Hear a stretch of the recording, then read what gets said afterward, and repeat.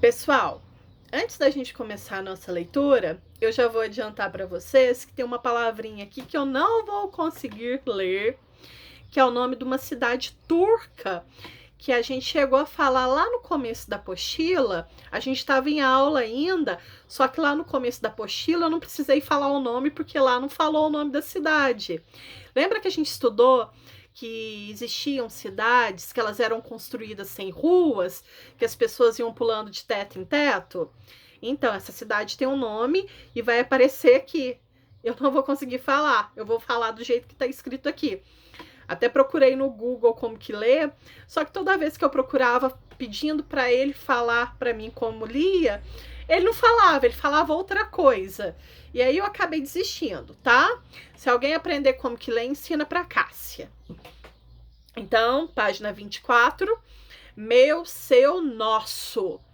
Quer dizer, pertence a mim, pertence a você, pertence a todos. O patrimônio é de todos, não patrimônio pessoal. A gente agora não está falando mais daqueles objetos que fazem parte da minha família. A gente está falando dos patrimônios que pertencem a todos, ok?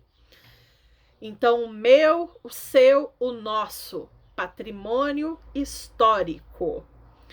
Por serem importantes para conhecer o passado, alguns espaços precisam ser cuidados e preservados a fim de que sua história possa ser contada para as gerações futuras.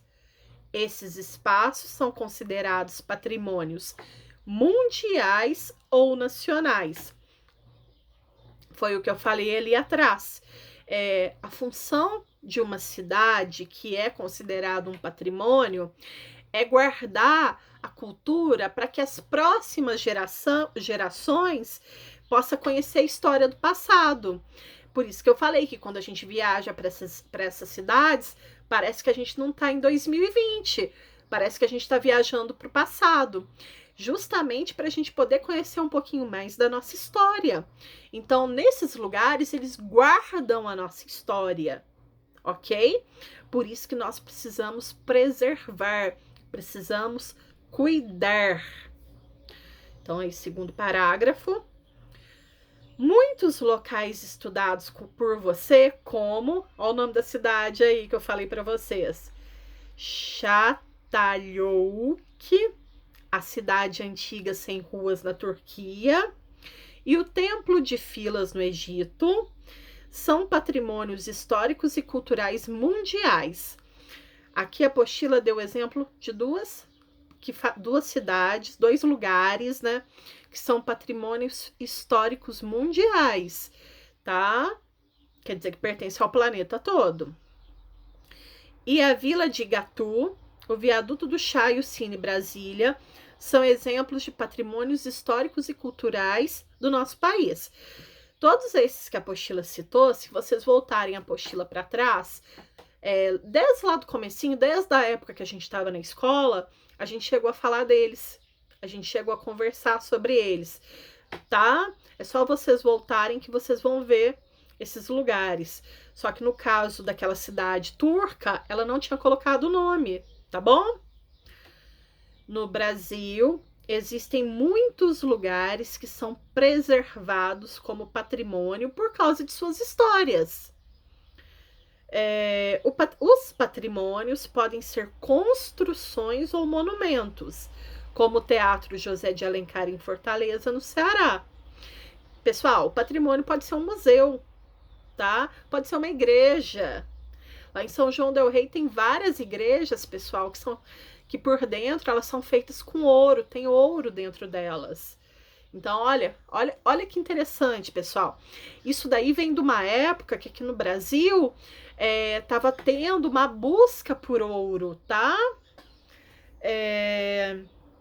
Podem também ser ruas, bairros ou cidades, como a cidade de Ouro Preto, localizado em Minas Gerais.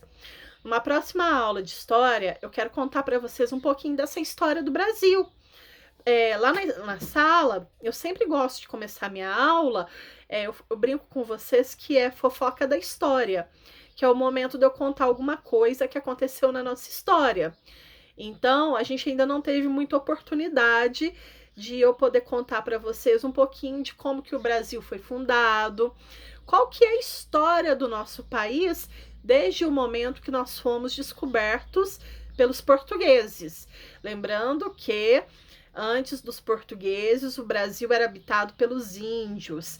E aí, pessoal, desde 1500, quando os portugueses chegaram no Brasil, a nossa história ela foi sendo construída. Então, quando a gente fala de Ouro Preto, quando a gente fala que tinha ouro na igreja, é porque tudo faz parte da nossa história. Eu quero, aos poucos, contando para vocês entenderem um pouco sobre, até mesmo sobre os nossos patrimônios históricos, tá? Hoje, o que eu quero? Eu quero que vocês entendam o que é um patrimônio histórico. Eu quero que vocês entendam que o patrimônio histórico pode ser desde um objeto até uma cidade. Só que agora nós estamos falando especificamente de cidades, de lugares, tá? Então aqui, olha, duas imagens. A primeira imagem é a imagem do Teatro José de Alencar, que é considerado patrimônio histórico. Ele fica lá em Fortaleza, tá? E a segunda imagem é aqui de Minas, pessoal. Essa segunda imagem, ela é de Ouro Preto, tá? Ela é cheia de morro, essas cidades, tá?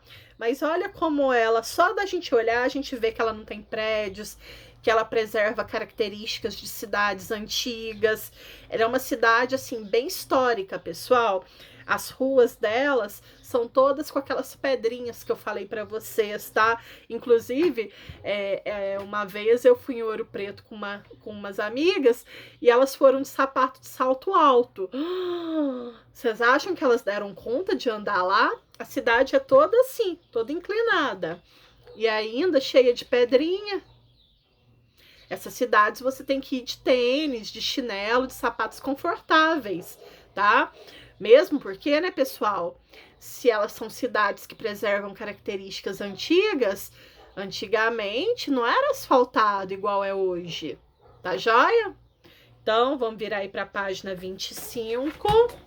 Vamos ler esse pedacinho aqui que fala sobre cartões postais. Aí eu vou parar e vou falar sobre cartões postais com vocês. Os cartões postais eram muito comuns antes da internet. Neles podiam ser registradas imagens de espaços históricos da cidade e, ao mesmo tempo, esses cartões serviam como forma de se enviar uma mensagem a alguém. Assim, quando uma pessoa viajava, podia comprar um cartão postal com uma fotografia de rua ou de um lugar especial da cidade que estava visitando e enviar um recado curto a familiares e amigos. A gente chegou a fazer um cartão postal lá na escola, lembra? Vocês fizeram aqui de Campos Gerais, o Emanuel fez lá de Campo do Meio, de um ponto turístico da nossa cidade, e vocês ainda enviaram. Lembra que eu mandei vocês escreverem um recado para o familiar? Tá guardado lá na escola, tá lá no portfólio de vocês, tá? Eu já volto falando sobre os cartões postais.